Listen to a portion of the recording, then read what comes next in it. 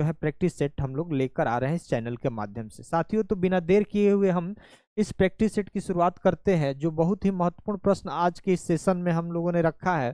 पहला प्रश्न है, सारनाथ स्थित है, कहाँ स्थित है बताएंगे। ऑप्शन है केरल, ऑप्शन बी है महाराष्ट्र, ऑप्शन सी है गुजरात, ऑप्शन डी है उत्तर प्रदेश। लेकिन ये आपको लग रहा है इजी है ना, यहाँ से 2-3 महत्वपूर्ण प्रश्न हम भी करेंगे। ठीक, यहाँ ध्यान दीजिए। सारनाथ कहाँ है तो सब लोग जानते होंगे कि आपका उत्तर प्रदेश है। बनारस से 4-5 किलोमीटर की दूरी पर है। आप देखेंगे तो सारनाथ है। ये बौद्ध धर्म के लिए बहुत ही प्रसिद्ध है। कौन धर्म? बौद्ध धर्म के लिए बहुत प्रसिद्ध स्थल है। बौद्ध धर्म के लिए प्रसिद्ध स्थल है। ठीक, और ये बौद्ध धर्म के लिए यहाँ प्रसिद्ध स्थल है। और यहीं पर जब गौतम बुद्ध जी को ज्ञान की प्राप्ति हुई थी तो यहीं पर आकर अपने अनुयायियों को क्या दिए थे? प्रथम उपदेश दिए थे। तो कई बार पूछा जाता है कि प्रथम उपदेश कहाँ दिए थे गौतम बुद्ध ने? प्रथम उपदेश कहाँ दिए थे? तो प्रथम उपदेश आपका सारनाथ में दिए थे। कहाँ? सारनाथ में दिए थे, सॉरी सारनाथ में दिए थे।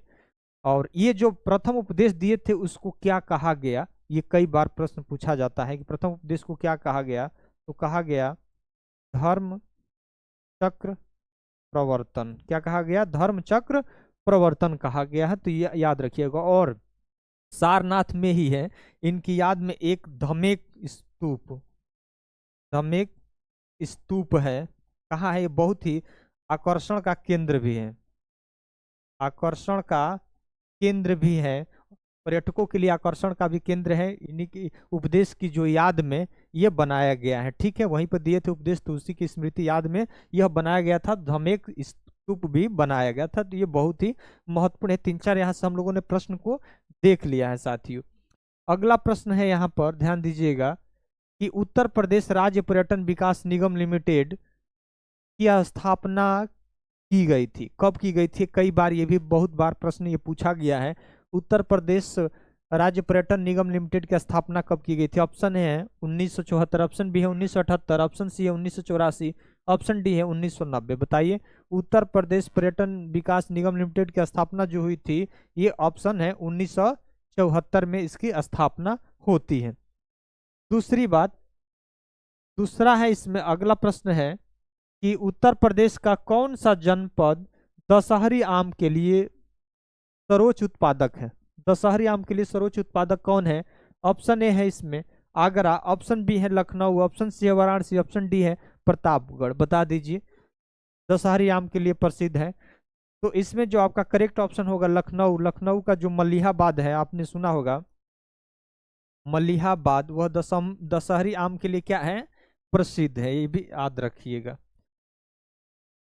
अगला प्रश्न है, चौथा नंबर प्रश्न है, उत्तर प्रदेश में पूर्वांचल एक्सप्रेसवे मार्ग निम्नलिखित में से किस नगर से होकर नहीं गुजरता है? यानी पूर्वांचल जो एक्सप्रेसवे है किस शहर से होकर नहीं गुजरता है, ये बताना है। ऑप्शन है फैजाबाद, ऑप्शन बी है Basti, option C Azamgarh, option D है मऊ। किससे नहीं होकर गुजरता है?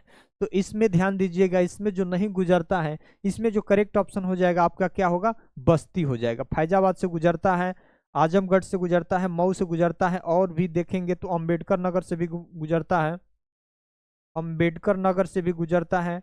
उसके बाद आपका लखनऊ से गुजरता है, लखनऊ से गुजरता है, बाराबंकी, बाराबंकी से भी गुजरता है, बाराबंकी, अंबेडकर नगर, लखनऊ, अमेठी से भी गुजरता है, अमेठी से भी गुजरता है। ठीक, तो ये सारे महत्वपूर्ण लगभग 8-9 जिलों से क्या होता है? पूर्वांचल एक्सप्रेसवे गुजरता है। ठीक, याद रखिएगा।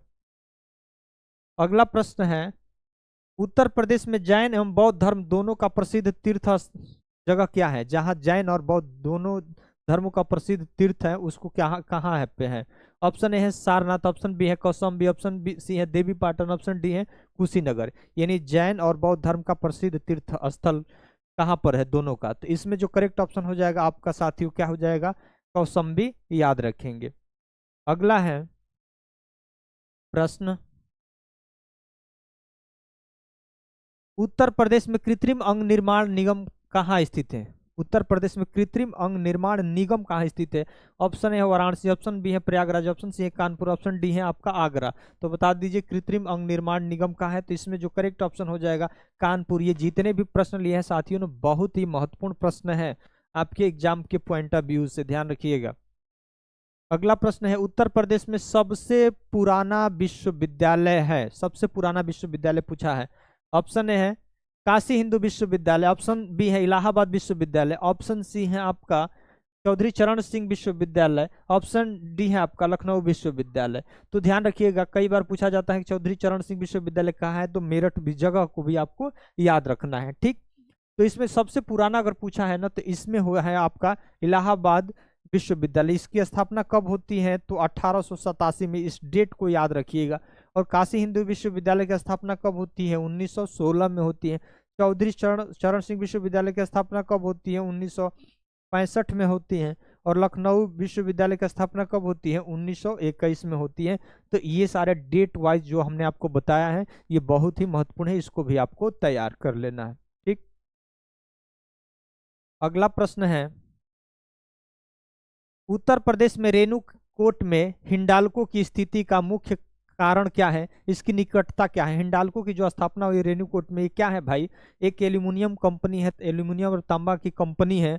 तो इसकी स्थापना के पीछे का कारण क्या है भाई? क्यों? वहाँ सस्ते श्रम से, ऑप्शन बी है कच्चे माल से, ऑप्शन सी है बाजार से, वहाँ शक्ति के स्रोत से। तो सबसे प्रमुख निकटता, ऐसा नहीं है ये सारे की निकटता है, लेकिन सबसे इसमें उपयुक्त सभी नहीं ऑप्शन दिया है, तो सबसे उपयुक्त इसमें जो आंसर होगा आपका शक्ति के स्रोत से। और रेणुकूट कहाँ है आपका? सोनभद्र में है। कहाँ है? सोनभद्र में, सोनभद्र जिला उत्तर प्रदेश, याद रखिएगा। अगला प्रश्न है कन्हैया मणिक लाल केंद्रीय हिंदी संस्थान कहाँ है? कन्हैया मणिक लाल केंद्रीय हिंदी संस्थान कहाँ है? ऑप्शन ए है आगरा, ऑप्शन बी है बरेली, ऑप्शन सी है गोरखपुर में, ऑप्शन डी है आपका मेरठ में। तो बता दीजिए कन्हैया मणिक लाल केंद्रीय हिंदी संस्थान कहाँ है आपका? आगरा में है। आगरा आपका ऑप्शन नंबर ए सही हो जाएगा। अगला प्रश्न है 24 जून 2025 को किसे एशियाई और संरचना निवेश बैंक का नया अध्यक्ष चुना गया था? भाई एशिया में जो एशिया जो देश है, एशिया से संबंधित जो देश है उनको क्या करता है और संरचना इंफ्रास्ट्रक्चर डेवलप करने के लिए वो वित्त देता है, फाइनेंशियल मदद करता है। तो भाई उसके अध्यक्ष नया में कौन चुने गए हैं? कब? 24 जून 2025 को। तो इसमें जो है आपका है जू जियाई है। क्या है? जू जियाई को चुना गया है। और ये क्या है से संबंध है इनका? चीन से संबंध है, ये भी याद रखिएगा। कुछ हमने बताया कि आपको जीएस के महत्वपूर्ण प्रश्न के साथ साथ हमने करंट अफेयर्स भी लिया है कि कम से कम आपको अलग से लगभग करंट ना पढ़ना पड़े। इसी वजह से हमने करंट अफेयर्स को भी लगातार हमने हर प्रैक्टिस सेट में 2-4 करंट अफेयर्स भी लगातार हमने प्रश्नों को दे रहे हैं। जून 2025 में अमिताभ कांत किस कंपनी के सलाहकार नियुक्त किए गए हैं? ऑप्शन ए है Fairfax financial holding limited, option A B है एयर इंडिया, ऑप्शन सी है टाटा स्टील, ऑप्शन डी है टाटा मोटर्स। तो अमिताभ कांत जो सलाहकार नियुक्त किए गए हैं ऑप्शन है Fairfax financial holding limited company के ये सलाहकार नियुक्त किए गए हैं। अगला प्रश्न है अप्रैल 2025 में कमला प्रसाद विशेषर किस देश की प्रधानमंत्री नियुक्त हुई है? किस देश के प्रधानमंत्री नियुक्त हुई है बताइए? क्या नाम है? कमला प्रसाद विशेषर किस देश के प्रधानमंत्री? ऑप्शन है त्रिनिदाद और टोबैको, ऑप्शन बी है सूरीनाम, ऑप्शन सी है फिजी। इनमें से कोई नहीं। ये जो है कमला प्रसाद विशेषर जो नियुक्त की गई है त्रिनाद और टोबैको देश की प्रधानमंत्री नियुक्त की गई है, इसको भी आपको याद रखना है। अगला प्रश्न है 3 मई 2025 को बाबा शिवानंद का निधन हो गया, वे किससे संबंधित थे, किससे जुड़े हुए थे भाई? शिवानंद, बाबा शिवानंद का निधन हो गया 3 मई 2025 को। क्या वो साहित्यकार थे? ऑप्शन बी इतिहासकार थे, ऑप्शन सी पर्यावरणविद थे, या योग के प्रख्यात साधक एवं आध्यात्मिक गुरु थे। तो ये जो शिवानंद का संबंध वाराणसी थे था, इनका जो जो रुचि था ऑप्शन डी सही हो जाएगा। योग के प्रख्यात साधक थे और आध्यात्मिक गुरु भी थे। इस वजह से ऑप्शन आपका क्या हो जाएगा? ऑप्शन डी सही हो जाएगा। अगला प्रश्न है 14 मई 2025 को किसने भारत के 52वें मुख्य न्यायाधीश के रूप में शपथ ग्रहण की? बताइए। 52वें मुख्य न्यायाधीश, सुप्रीम कोर्ट के 52वें मुख्य न्यायाधीश कौन थे? अभी तो जो 53वें है ना, अभी अगर पूछा जाएगा वर्तमान में मुख्य न्यायाधीश कौन है, तो ये तो 52वें इसमें से पूछा है, कौन 53वें कौन है जो अभी हाल ही में 24 नवंबर 2025 को जो शपथ ग्रहण लिए? 53वें कौन है? जिनका नाम है, याद रखिएगा, न्यायमूर्ति सूर्यकांत। क्या है? न्यायमूर्ति सूर्यकांत। यानी 53वें। अभी सुप्रीम कोर्ट के मुख्य न्यायाधीश कौन है? तो 53वें आपका सूर्यकांत है। लेकिन ये पूछा है 52वें कौन है भाई। तो न्यायमूर्ति संजीव खन्ना ऑप्शन ए है। ऑप्शन बी है न्यायमूर्ति उदय उमेश ललित। ऑप्शन सी है न्यायमूर्ति भूषण रामकृष्ण गवई। ऑप्शन डी है न्यायमूर्ति DY चंद्रचूड़। तो इसमें 52वें जो है आपका है, आपका न्यायमूर्ति भूषण रामकृष्ण गवई है, इसलिए ऑप्शन आपका सही हो जाएगा। लेकिन अभी आपको ये लेटेस्ट वाला याद रखना है, ठीक। अगला प्रश्न है,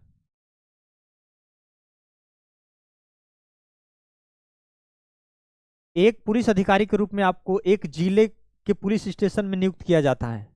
आप एक पुलिस अधिकारी के रूप में आपको एक जिले के एक पुलिस स्टेशन में, यानी एक थाने में आपको क्या किया जाता है? नियुक्त किया जाता है। निम्नलिखित में से कौन सा उस अधिकारी का नाम है जो पुलिस स्टेशन का प्रभारी है? पुलिस स्टेशन का प्रभारी कौन होता है, यानी प्रमुख उसका कौन होता है? थाने का प्रमुख प्रभारी कौन होता है? ऑप्शन है पुलिस अधीक्षक, ऑप्शन बी है स्टेशन हाउस अधिकारी, ऑप्शन सी है उप महानिरीक्षक, ऑप्शन डी है सर्कल ऑफिसर। बता दीजिए थाने का जो किसी के पास पावर होता है कौन हो सकता है आपके अनुसार? तो इसमें आपने सुना होगा ना, SHO। क्या होता है?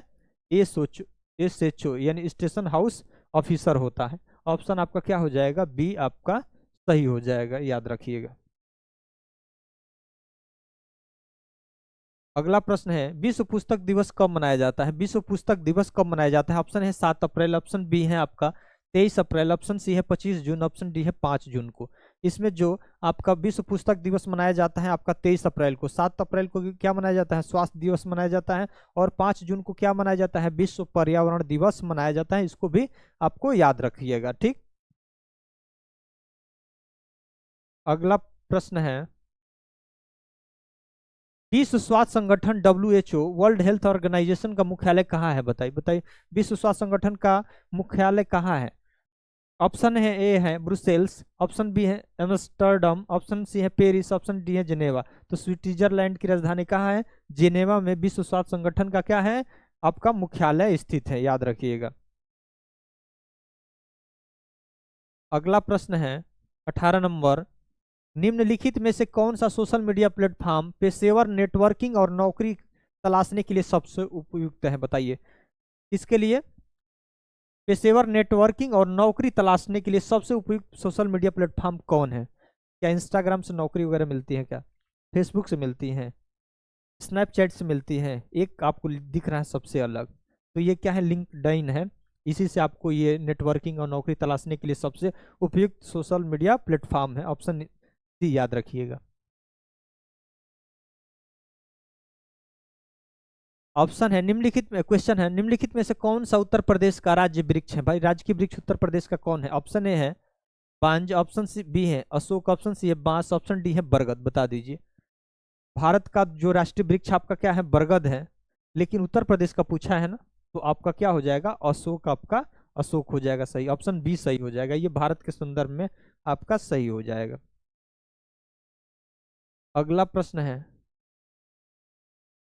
निम्नलिखित में से उत्तराखंड का कौन सा प्रसिद्ध लोक नृत्य धान और मक्का, लोक नृत्य क्या जी, धान के समय मक्का की खेती के दौरान किया जाता है? उत्तराखंड का कौन सा प्रसिद्ध लोक नृत्य है जो धान और मक्का की खेती के दौरान किया जाता है? क्या हुरका, बौल, ऑप्शन बी है चारकुल, ऑप्शन सी है कजरी, ऑप्शन डी है रसिया। तो इसमें ध्यान रखिएगा, हुड़का, जिसको हुड़का बोलते हैं ना, हुड़का बैल किया जाता है जो। तो इसमें जो आपका करेक्ट ऑप्शन हो जाएगा, क्या हो जाएगा? डांस वगैरह किया जाता है, हुरका वगैरह बजाया जाता है। तो ये आपके उत्तराखंड में धान और मक्के की खेती के समय ये किया जाता है। ऑप्शन ए सही हो जाएगा। अगला प्रश्न है, बनारस हिंदू विश्वविद्यालय की स्थापना पंडित मदन मोहन मालवीय ने निम्नलिखित में से किसके सहयोग से की? पहली तो बताइए BHU की स्थापना कब होती है? BHU की स्थापना कब होती है? अभी हमने बताया 1916 में। किसने किया भाई? पंडित मदन मोहन मालवीय ने किया। लेकिन उनके साथ कौन सहयोग किया था? उन्हीं का नाम पूछा है। ऑप्शन ए है मैडम भीकाजी कामा, ऑप्शन बी है सरदार वल्लभ भाई पटेल, ऑप्शन सी है एनी बेसेंट, ऑप्शन डी है स्वामी दयानंद। तो इसमें जो है आपका एनी बेसेंट ऑप्शन सही हो जाएगा। मदन मोहन मालवीय जी का सहयोग की थी। अगला प्रश्न है, उत्तर प्रदेश राजस्व संहिता 2006 के अनुसार एक अवधि या पट्टे वचनबद्ध या अनुदान के तहत धारित भूखंड को क्या कहा जाता है? धारित भूखंड को क्या कहा जाता है? कई बार प्रश्न पूछा है कि उत्तर प्रदेश राजस्व संहिता का सन बताइए। याद रखिएगा 2006 में तो कहा गया के अनुसार एक अवधि या पट्टे वचनबद्ध अनुदान के तहत जो भी धारित भूखंड है उसको क्या बोला जाता है? क्या कृषि भूमि बोला जाता है, या धृति होल्डिंग बोला जाता है, या समेकित बोला जाता है, या आपका बाग भूमि बोला जाता है? तो ये धृति बोला जाता है। इसी को क्या बोलते हैं? जोत। क्या बोलते हैं? जोत। इसको समझ लीजिएगा, धृति बोला जाता है। ऑप्शन बी आपका सही हो जाएगा। अगला प्रश्न है, ईमेल में भरोसेमंद स्रोत बनकर, यानी ईमेल में भरोसेमंद यानी विश्वसनीय स्रोत बनकर दुर्भावनापूर्ण कारणों से संवेदनशील जानकारी जैसे यूजर के नेम हो, पासवर्ड हो, या क्रेडिट कार्ड विवरण आदि को प्राप्त करने का प्रयास अगर कोई करता है तो उस चीज को हम लोग क्या बोलते हैं? ऑप्शन है लोसिंग बोलते हैं, ऑप्शन बी है फिशिंग बोलते हैं, ऑप्शन सी है सोर्सिंग बोलते हैं, या ऑप्शन चीटिंग बोलते हैं। तो इसमें जो करेक्ट ऑप्शन हो जाएगा आपका फिशिंग बोलते हैं। ये याद रखिएगा, ये दो चार ऐसे शब्द हैं जो कि आपके कई बार प्रश्न यहां से पूछे गए हैं। अगला है प्रश्न, निम्नलिखित में से किस देश की मुद्रा, निम्नलिखित में से टका निम्नलिखित में से किस देश की मुद्रा है? टका बता दीजिए। ऑप्शन है बांग्लादेश, ऑप्शन बी है सर्बिया, ऑप्शन सी है थाईलैंड, ऑप्शन डी है इंडोनेशिया। तो टका आपका है बांग्लादेश का। ऑप्शन आपका क्या हो जाएगा करेक्ट? बांग्ला। अब बांग्लादेश की राजधानी कहाँ है? ढाका, और उसका मुद्रा क्या है? टका। याद रखिएगा। अगला प्रश्न है, निम्नलिखित में से कौन सा पुरस्कार सहकारी और दुग्ध उत्पादक कंपनियों को प्रोत्साहित करने के लिए दिया जाता है? भाई दुग्ध उत्पादित कंपनियों को कौन सा इसमें पुरस्कार दिया जाता है? क्या अर्जुन पुरस्कार दिया जाता है, द्रोणाचार्य पुरस्कार दिया जाता है, या राष्ट्रीय गोपाल रत्न पुरस्कार दिया जाता है, या ध्यानचंद पुरस्कार दिया जाता है? इसमें सहकारी दुग्ध उत्पादक कंपनियों को जो प्रोत्साहन पुरस्कार दिया जाता है, इसमें आपका सही हो जाएगा राष्ट्रीय गोपाल रत्न पुरस्कार दिया जाता है। अगला है प्रश्न, सिंगापुर की मुद्रा कौन सी है? सिंगापुर की मुद्रा कौन सी है? ऑप्शन ए है सिंगापुर स्टर्लिंग, ऑप्शन बी है सिंगापुर डॉलर, ऑप्शन सी है आपका सिंगापुर रुपया, ऑप्शन डी है सिंगापुर येन। तो बता दीजिए सिंगापुर की मुद्रा कौन सा है? तो इसमें आपका सही हो जाएगा सिंगापुर डॉलर, आपका करेक्ट ऑप्शन हो जाएगा। अगला प्रश्न है, भारत में स्वतंत्रता के बाद कितनी बार नोटबंदी हुई थी? भारत में स्वतंत्रता के बाद कितनी बार नोटबंदी हुई थी बता दीजिए। तो स्वतंत्रता के बाद आपका 2 बार नोटबंदी हुई थी। कब हुई थी? एक तो 1978 में हुई थी, मोरारजी देसाई की सरकार थी, और अभी जो आपका 2016 में हुई थी नरेंद्र मोदी की सरकार में, जो कि आपको 500 और 1000 की नोट को क्या कर दिया गया था? बंद कर दिया गया था। तो अभी तक स्वतंत्रता के बाद 2 बार नोटबंदी हुई है, एक बार 1978 में और एक बार 2016 में। अगला प्रश्न है, उत्तर प्रदेश का कौन सा शहर हिंदी और संस्कृत भाषा की विशेषज्ञता वाले शैक्षणिक संस्थानों के लिए जाना जाता है? हिंदी और संस्कृत भाषा की शैक्षणिक विशेषज्ञता वाले संस्थान के रूप में जाना जाता है। ऑप्शन है वाराणसी, ऑप्शन बी है प्रयागराज, ऑप्शन सी है कानपुर, ऑप्शन डी है आपका लखनऊ। तो हिंदी और संस्कृत ना तो संपूर्णानंद का नाम सुने होंगे, बनारस में संपूर्णानंद विश्वविद्यालय है, बनारस हिंदू विश्वविद्यालय है। तो इसमें जो आपका करेक्ट ऑप्शन हो जाएगा ऑप्शन आपका ए हो जाएगा, यानी वाराणसी आपका सही हो जाएगा। अगला प्रश्न है, इस सेट में हमने 39 महत्वपूर्ण प्रश्न लिए हैं साथियों। बहुत ही महत्वपूर्ण सारे प्रश्न हैं जो कि आपके आगामी एग्जाम के लिए बहुत ही संभावना है कि प्रश्न आपको देखने को मिलेंगे। ट्विटर जो है किस पर आधारित संचार का एक मंच है? ऑप्शन है ईमेल, ऑप्शन बी है चैट, ऑप्शन सी है ओटीपी, ऑप्शन डी है आपका एसएमएस। तो इसमें जो करेक्ट ऑप्शन आ जाएगा सही हो जाएगा एसएमएस। एसएमएस याद रखिएगा। अगला जो प्रश्न है आपका, भारत लिपुलेखा दर्रा किन देशों के साथ सीमा साझा करता है? तो लिपुलेख दर्रा कहाँ है? पहले तो ये जानेंगे लिपुलेख दर्रा कहाँ है भाई। लिपुलेख दर्रा, लिपुलेख दर्रा आपका कहाँ है भाई? उत्तराखंड में है। और यहाँ पर देश कौन है भाई? तो चीन है। तो ऑप्शन ए है चीन, बी पाकिस्तान, ऑप्शन सी है आपका बांग्लादेश, ऑप्शन डी है आपका नेपाल। तो लिपुलेख दर्रा जो है किन देशों के साथ सीमा साझा करता है? तो ऑप्शन आपका ए हो जाएगा, ऑप्शन ए आपका चीन सही हो जाएगा। अगला प्रश्न है, दक्षिण कोरिया में कौन सी मुद्रा का प्रयोग की जाती है? यानी दक्षिण कोरिया की कौन सी मुद्रा है, यही बताना है आपको। ऑप्शन ए वान है, ऑप्शन बी है रिंगिट है, ऑप्शन सी है युआन है, ऑप्शन डी है आपका येन है। बता दीजिए दक्षिण कोरिया की मुद्रा का क्या नाम है? तो इसमें आपका करेक्ट ऑप्शन हो जाएगा वान हो जाएगा, ठीक है। और युआन बहुत महत्वपूर्ण है, ये किसकी है भाई? युआन आपका चीन का है, जो कि आधिकारिक रिनमिबी बोला जाता है। और येन किसका है भाई? जापान का है, इसको भी आप याद रखेंगे।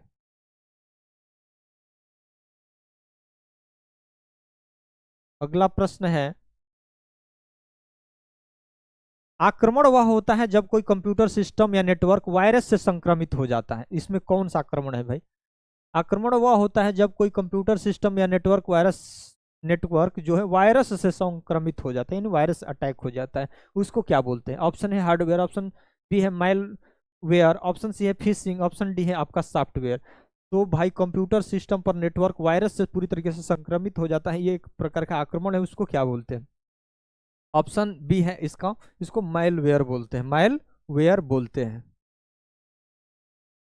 अगला प्रश्न है, निम्नलिखित में से कौन सा शहर बहरीन की राजधानी है? बताइए बहरीन की राजधानी कौन सी है? ऑप्शन है अंकारा, ऑप्शन बी है दोहा, ऑप्शन सी है मनामा, ऑप्शन डी है आपका बेरूत। तो ये बहरीन की राजधानी इसमें हो जाएगा मनामा हो जाएगा। क्या है? मनामा। तो अंकारा किसकी है राजधानी भाई? तुर्की की राजधानी है। दोहा किसकी होगी? कतर की राजधानी है। बेरूत किसकी राजधानी है? लेबनान की, लेबनान की राजधानी है, इसको भी आपको याद रखना है। अगला प्रश्न है 34 नंबर प्रश्न, उत्तर प्रदेश में आयोजित कांपिल्य मेला किस समुदाय से जुड़ा है? कांपिल्य मेला पहले तो कहाँ लगता है, ये भी कई बार पूछा गया है। फर्रुखाबाद। कहाँ है भाई? फर्रुखाबाद में लगता है कांपिल्य मेला। कहाँ? फर्रुखाबाद में। ऑप्शन है किस धर्म से संबंधित है? ऑप्शन है जैन, ऑप्शन बी है सिख, ऑप्शन सी है ईसाई, ऑप्शन डी है बौद्ध। तो भाई कांपिल्य मेला का समुदाय से जुड़ा है, तो ये आपका जैन धर्म से समुदाय से जुड़ा हुआ है। कांपिल्य मेला कहाँ लगता है? फर्रुखाबाद में लगता है। अगला प्रश्न है, भारत के कथक नृत्य की एक शास्त्रज्ञ है, मतलब विशेषज्ञ कौन है भाई शास्त्रीय नृत्य के, कथक के? ऑप्शन है सोनल मानसिंह, ऑप्शन बी है मल्लिका साराभाई, ऑप्शन सी है पंडित बिरजू महाराज, ऑप्शन डी है उदय शंकर। तो ये कथक नृत्य का एक शास्त्रज्ञ है जो, जिनका नाम है पंडित बिरजू महाराज, आपका सही हो जाएगा, यानी ऑप्शन सी सही हो जाएगा। अगला प्रश्न है 36 नंबर, निम्नलिखित में से कौन सा यूपी पुलिस विभाग की चयन प्रक्रिया के चरणों में से नहीं है? भाई यूपी पुलिस विभाग में अगर किसी का चयन होता है तो इसमें कौन सा ऐसा चीज है जो नहीं होता है प्रक्रिया? ऑप्शन है शारीरिक परीक्षण, ऑप्शन बी है शैक्षणिक योग्यता, ऑप्शन सी है आयु पात्रता, ऑप्शन डी है भाषा परीक्षण। तो बताइए, शारीरिक परीक्षण फिजिकल आपका होता ही है, शैक्षणिक योग्यता आपका देखा ही जाता है, आयु आपका देखा ही जाता है एज, भाषा परीक्षण आपका नहीं होता, इस वजह से आपका ये सही हो जाएगा, ऑप्शन डी आपका सही हो जाएगा। अगला प्रश्न है, my passage from India, my passage from India पुस्तक के लेखक कौन है? ऑप्शन है गुरु रविंद्रनाथ आनंद, ऑप्शन बी है E.M. फोस्टर्स, ऑप्शन सी है सुरेंद्र नाथ बनर्जी, ऑप्शन डी है इस्माइल मर्चेंट। तो माई पैसेज फ्रीडम के लेखक जो है आपका इस्माइल मर्चेंट, आपका ऑप्शन सही हो जाएगा, यानी ऑप्शन डी आपका सही हो जाएगा। अगला प्रश्न है, हवा महल 1799 में किस महाराजा द्वारा बनवाया गया था? हवा महल है कहाँ? पहले तो ये देख लीजिए, यहाँ से भी प्रश्न पूछा जाता है। तो जयपुर में है। कहाँ है हवा महल? जयपुर में है। और किस महाराजा ने इसे बनवाया था?